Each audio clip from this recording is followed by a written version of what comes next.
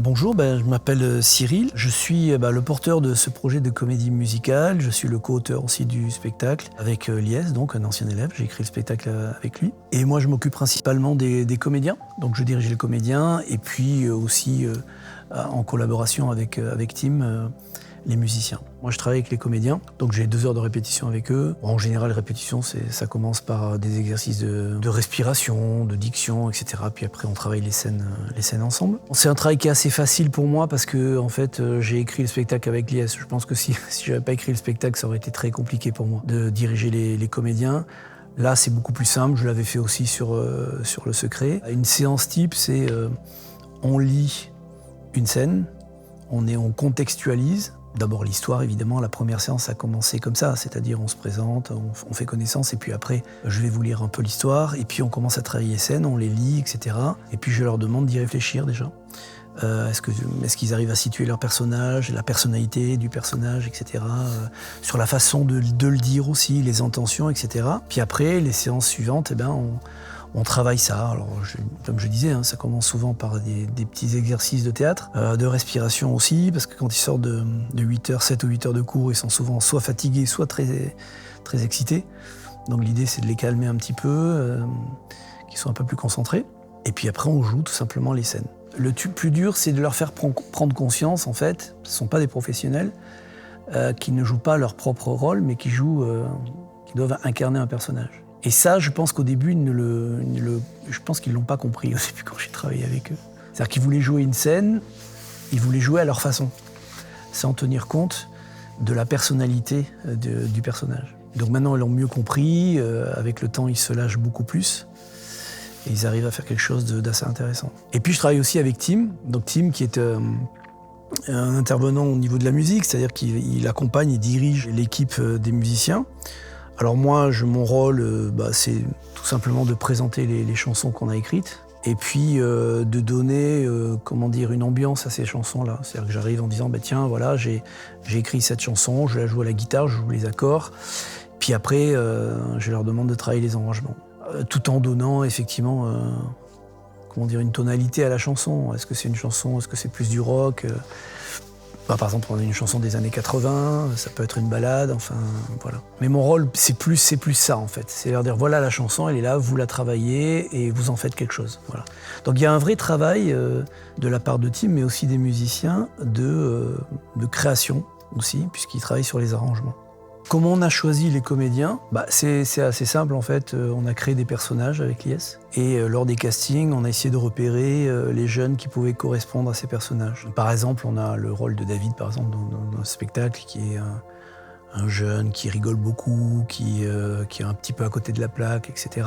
Et le jour du casting, on a eu un jeune qui visiblement donnait un peu cette impression-là, qui collait beaucoup à ce personnage. Et donc on s'est dit, lui, il y a un peu de travail, mais on va y arriver, il correspond vraiment à ce qu'on veut. Après, comment on l'a choisi aussi pas que sur ça, en fait, ça peut être aussi sur la technique. Par exemple, Jonas, qui joue le rôle d'Adrien, personnage principal, il nous fallait un jeune qui joue bien la comédie, mais aussi qui sache très bien chanter. Et Jonas, lui, c'était le seul à bien jouer la comédie et à bien chanter, à très bien chanter. Parce que dans le spectacle, on a quand même un cahier des charges, c'est-à-dire que nous souhaitons que tous les comédiens chantent et nous souhaitons qu'ils chantent bien. Bien chanter, ça veut dire quoi pour nous? Ça veut dire qu'ils chantent pas faux, déjà, pour commencer.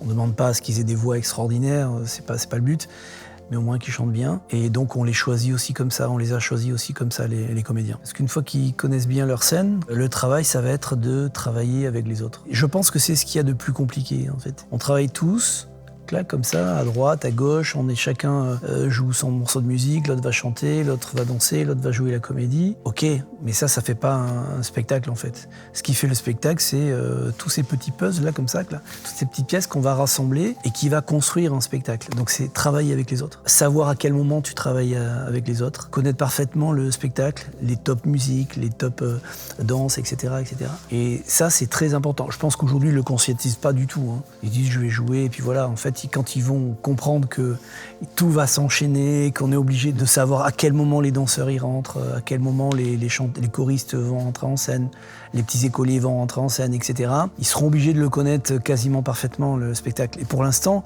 ils connaissent des scènes. Mais tout ça va s'imbriquer au fur et à mesure. À partir de septembre, ils verront que tout ça va avoir un sens, en fait. Alors concernant la scénographie, oui, bon, c'est plutôt un travail aussi collectif. Moi, j'ai une idée de ce que je veux, mais on le travaille aussi bien avec les élèves qu'avec les adultes. Alors après, ça se construit tout au long de l'aventure.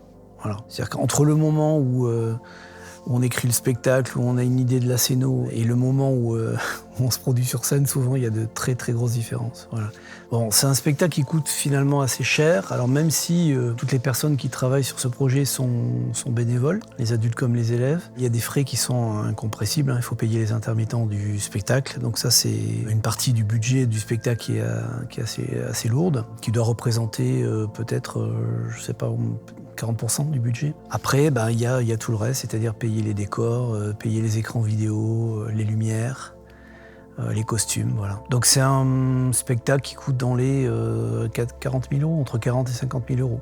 Alors quelles sont les sources de financement? Alors on a déjà le lycée qui participe, mais finalement sur cette somme-là, c'est assez modeste. Après on a quelques subventions en cité éducative, on a aussi la mairie de Corbeil qui nous aide beaucoup. On a des partenaires extérieurs, des sponsors ou des fondations qui nous donnent aussi de l'argent. Un petit peu d'argent qui vient aussi de l'association des élèves. Voilà. Mais les recettes de la billetterie couvrent en grande partie les frais d'exploitation, c'est-à-dire que, je sais pas, on doit avoir peut-être l'équivalent de 20 000 euros de billetterie, puisqu'on fait payer le spectacle, c'est pas très cher, mais ça nous rapporte quand même beaucoup d'argent. Donc c'est avec cet argent-là qu'on peut tout simplement proposer ce spectacle au public. On ne vend pas, nous les adultes qui proposons ce projet aux élèves, on ne vend pas du rêve aux élèves, on leur dit que ça va être un gros projet, et ils vont le constater. On est dans un grand lycée, et moi, à mon sens, on se doit de leur proposer quelque chose d'unique, c'est-à-dire pas un spectacle de fin d'année. Ça a toujours été mon ambition et je pense que si on regarde un petit peu l'évolution des différents spectacles, on voit quand même qu'il y a une évolution au niveau des moyens, au niveau de la lumière par exemple, je pensais surtout à ça, la scéno, la mise en scène. On essaye de faire toujours mieux parce que les gamins le méritent tout simplement. Donc c'est la fatigue, je pense, qui fait que je pense que ça sera le dernier projet. Ouais. Il y aura peut-être d'autres projets, mais en tout cas pas de cette envergure-là. C'est un projet qui repose quand même beaucoup sur moi, parce qu'on n'est pas des professionnels et il y a plein de choses que je fais. Quand vous regardez une comédie musicale, chacun a un rôle à jouer, il y a un financement pour ça, etc. Voilà. Tous les contacts que je prends avec les professionnels, avec le théâtre de Corbeil, avec le lycée évidemment, parce que c'est un lien avec le lycée, avec tous les autres professionnels pour la lumière, les décors, etc. Bon, c'est moi qui suis en contact avec tous ces gens-là, donc ça demande de l'organisation, beaucoup de temps, beaucoup d'énergie, 2 heures par semaine avec les musiciens, 2 heures avec les comédiens, travailler pendant les coups-levés, etc. C'est un investissement qui peut-être à un moment donné va me coûter beaucoup. C'est-à-dire que c'est beaucoup de plaisir, évidemment, travailler avec des jeunes, c'est un plaisir de fou, mais ça a un coût aussi. Le mot que je choisirais, c'est fraternité. Parce que c'est une histoire humaine qui rassemble des personnes tellement différentes. Et ce projet est là justement pour... ça fait l'objet d'ailleurs d'une scène dans le spectacle. Pour montrer que finalement on peut venir d'univers tellement différents et puis s'accepter comme on est tous. Voilà. Comme des frères en fait. Parce que je pense qu'on est tous frères et qu'on l'a oublié.